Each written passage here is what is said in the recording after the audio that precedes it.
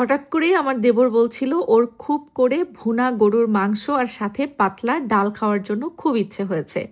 তো যেই কথা সেই কাজ, বাজারে গিয়েছিলাম, একবারে একটু বেশি করে 5 কেজির মতো গরুর মাংস কিনে এনেছি। সেই মাংস থেকে আবার অবশ্য যেহেতু রোজার সময় যাচ্ছে, একটু হাড় চর্বি বাদে সলিড কিছু মাংসের পিস উঠিয়ে রেখেছি আলাদা 2 কেজির মতো। কোনোদিন হয়তো ইফতারে একবার একটু বেশি করে কাবাব বানিয়ে রাখবো। আর বাদবাকি মাংসগুলো এখন আজকে রান্নার পালা। আজকে মাংস কাটার সময় ওদেরকে বলেছিলাম হাড় চর্বি যেন বাদ দিয়ে না দেয়, হাড় চর্বি সহই যেন একবারে কেটে দেয়। ইংল্যান্ডে এখানে আমি মাংসের বুচার সবগুলোতে আবার দেখেছি ওরা মাংস ওজন করার পরে হাড় চর্বি এগুলো সব ফেলে দিয়ে শুধুমাত্র সলিড অংশগুলো দেয়।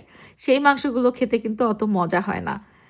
মনে করেন যে আমাদের বাংলাদেশের যেই গরুর, দেশি গরুর মাংসগুলো হাড্ডি টাড্ডি সহ যখন কেটে দেয়, চর্বি থাকে, হাড্ডি থাকে, সেই পিসগুলো খেতে কিন্তু বেশি মজা হয়। একেবারে সলিড পিস আমার মোটেও ভালো লাগে না। যাই হোক, তো মাংসটা খুব ভালো মতো করে কষিয়ে নিচ্ছি। যদিও আসলে বাংলাদেশের গরুর মাংসের যে মজার টেস্ট, ওই টেস্ট এখানে এই বিদেশি গরুগুলোতে পাওয়া যায় না। সামান্য একটু পানি দিয়ে দিলাম, গরম পানি, অবশ্যই গরম পানি দিলে তরকারির টেস্টটা কিন্তু ভালো থাকে। এবার মাংসটা এদিকে সেদ্ধ হতে থাক। আমার দেবর আবদার করেছিল মসুরের পাতলা ডাল খাবে। আমার হাতের ঘি দেওয়া তারকা ডালটা ওর আবার খুব পছন্দ। আমি এই ডালটা জাস্ট পেঁয়াজ রসুন দিয়ে সেদ্ধ করে ফেলি, তারপরে বাগারটা দিই হচ্ছে শুকনো মরিচ ফোড়ন দিয়ে, পেঁয়াজ রসুন কুচি করে তেলে দিই, তেলে দিয়ে হচ্ছে একটু 5 ফোড়ন দিই, ব্যাস তারপরে এটাকে ডালে ঢেলে দিই। তেলে দিই বলতে আমাদের এদিকে এই বাগার দেওয়াটাকে তেলে দেওয়া বলে, তবে বাগারটা কিন্তু আমি দিয়েছি সম্পূর্ণ ঘি দিয়ে। কিছুটা তেল কিছুটা ঘি মিক্স করে দিলেও কিন্তু বেশ মজা হয়। যাই হোক, পানি পাতলা ডাল হয়ে গেল, আর ওদিকে আমার গরুর মাংসটা কষানো হচ্ছে। যেহেতু আমাদের বাসার সবাই আলু অনেক পছন্দ করে, বাট তারপরেও আজকে মাংসে আমি আলু দেই নাই, কারণ আমার দেবরের ইচ্ছে হয়েছিল ভুনা গরুর মাংস খাবে আর পাতলা মসুরের ডাল। তো যেহেতু বাচ্চারা পছন্দ করে আলু, এই জন্য আমি যেটা করেছি, মাংসে আজকে আলু দেইনি ঠিকই, কিন্তু আলাদা করে আলু সেদ্ধ বসিয়েছিলাম, যেটাকে আমি এখন আলু ভর্তা বানাবো। তো মাংসটা এদিকে রান্না হয়ে গেলে একদম শেষের দিকে পেঁয়াজ বেরেস্তা দিয়ে দিচ্ছি। এই পেঁয়াজ বেরেস্তা কিন্তু আমার আম্মু বাংলাদেশের দেশি পেঁয়াজ দিয়ে করে আমার জন্য পাঠায় সবসময়, কারণ এখানকার বিদেশি পেঁয়াজগুলো দিয়ে পেঁয়াজ বেরেস্তা অত মজা হয় না। শেষ মুহূর্তে একটু ভাজা মশলা দিয়ে মাংসটাকে নামিয়ে ফেলবো, আর আলাদা করে আমি এখানে আলু ভর্তা বানিয়ে নিচ্ছি। তো এই হচ্ছে আমাদের আজকের সেহরির মেনু। দেবরের আবদার পূরণ করতে পারলাম। ও যেহেতু বলছিল যে যখন সিলেটে ইউনিভার্সিটিতে পড়াশোনার জন্য থাকতো, মেসে বেশিরভাগ দিনই নাকি সেহরিতে গরুর মাংস দিয়ে খাওয়া হতো ওর, কারণ গরুর মাংস রান্না করে রাখলে একদিন 2-3 দিন খাওয়া যায়। তো যাই হোক, আজকে দেবরের আবদারটা পূরণ করলাম। এই ছিল আমাদের সেহরির মেনু। তো সকালে ঘুম থেকে উঠে আমরা সবাই মিলে রওনা হব লন্ডনে। আসসালামু আলাইকুম, কেমন আছেন সবাই? সবাইকে রমাদান মোবারক। আমাদের এখানে ইংল্যান্ডে আজকে 3টা রোজা হয়ে যাচ্ছে প্রায়, আলহামদুলিল্লাহ। আর আজকে সকালে ঘুম থেকে উঠে দেখি, মানে ঘুমাইছি তো সেহরির পরে, ফজরের পরে 7টার দিকে অলমোস্ট। তো ঘুম থেকে ওঠার পরে এখন দেখি গলা বসে গেছে। কেন এটা হলো বুঝলাম না। গতকালকে অবশ্য আমাদের রাত্রে টেম্পারেচার -1 ছিল, মানে মাঝে একটু গরম পড়া শুরু হয়েছিল, আবার ঠান্ডা পড়া শুরু হয়েছে। কি একটা অবস্থা বলেন, বাংলাদেশে কি অবস্থা ওয়েদারের? মানে এখন কি ঠান্ডা ঠান্ডা বা শীত শীত আছে, নাকি গরম পড়ে গেছে বাংলাদেশে? বৃষ্টি হচ্ছে সারা রাত।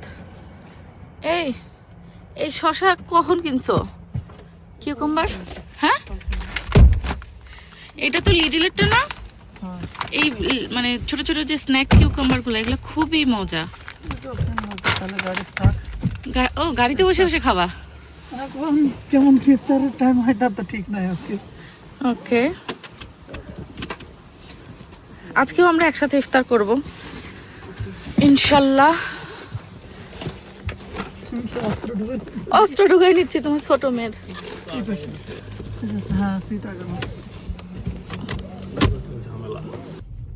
আমি এমন একখান ঘুম দিছি, তুমিও।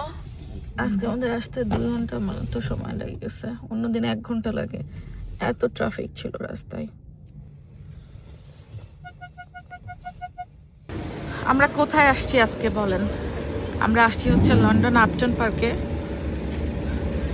আপটন পার্কে এখানে হচ্ছে সুকুন স্টুডিও বাই আফিয়াতে। সুকুন স্টুডিও বাই আফিয়াতে আজকে আমার অ্যাপয়েন্টমেন্ট ছিল। আমার হেয়ারের ট্রিটমেন্ট করব। এই যে এই নাম্বারে বুকিং করে ওনাদের এখানে অ্যাপয়েন্টমেন্ট নিয়ে আসা যায়, আর চাইলে ওয়াকিংয়েও আসা যায়। সো লন্ডনের আপুরা চলে আসতে পারেন। পার্লারটা খুবই সুন্দর করছে, নতুন। আপনাদেরকে ভেতরে একটু দেখাবো। Now, ये काम नहीं आपने करना, जी बेटा। সেজা আন্টি তোমাকে কত বড় কমপ্লিমেন্ট দিয়ে দিল দেখছো? সেজা নাকি বেস্ট বেবি। হ্যাঁ, गुड गर्ल बनना है, ओके? गुड गर्ल बन के करना है आपने। লন্ডনের একদম prime location green street Upton পার্কে সুকুন স্টুডিও বাই আফিয়া। উপরে স্ক্রিনে আপনারা অ্যাড্রেস ডিটেলস এবং ফোন নাম্বারটা দেখতে পাচ্ছেন। এবার ভেতরে আমি একটু ঘুরে দেখাই।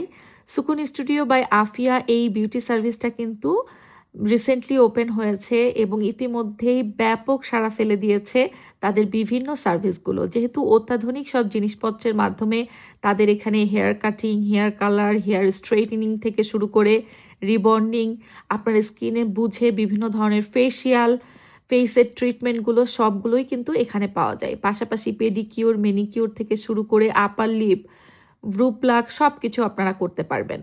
তা আমি আজকে এসেছিলাম আমার হেয়ার ট্রিটমেন্টের জন্য, আর পাশাপাশি বাচ্চাদের হেয়ার কাটিংয়ের জন্য। তো সেজা এবং সিয়ারার হেয়ার কাটিং করছি। ওনাদের যেই বিউটিশিয়ানগুলো আছে ওনারা এক একজন প্রায় 15 থেকে 20 বছর এক্সপেরিয়েন্সড। তো যেহেতু ওনাদের সব সেট আপগুলো একেবারে নিউলি করা এবং অত্যাধুনিক সব যন্ত্রপাতি দিয়ে ওনাদের এখানে যাবতীয় ফেস ট্রিটমেন্টগুলো আপনারা নিতে পারবেন। আপনাদের কিন্তু যাবতীয় বিউটি সার্ভিসগুলো নিতে পারেন সুকুন স্টুডিও বাই আফিয়া থেকে। সিয়ারা সেজার কাটা হয়ে যতক্ষণ হচ্ছিল ততক্ষণও তাকিয়ে তাকিয়ে দেখছিল যে কিভাবে কাটছে। আমি তো ভাবছিলাম যে ওর কাটিংয়ের সময় ও কান্না করে কিনা, কারণ ও সাধারণত হেয়ার কাটিংয়ের সময় চুপ থাকে। কিন্তু আজকে ওর কি হয়েছিল জানি না, ঘুম হয়তো একটু কম হয়েছে। গাড়িতে আসতে আসতেই বারবার ওর মেজাজটা খিটখিটা করছিল। আসলে বাচ্চাদের কিন্তু অনেক মুড সুইং হয়, তবে শেষমেশ হেয়ার কাটিংয়ের পরে কিন্তু তার মুডটা বেশ ভালো হয়ে গেছিল। মাশাল্লাহ, সে অনেক হ্যাপি হয়ে গেছিল।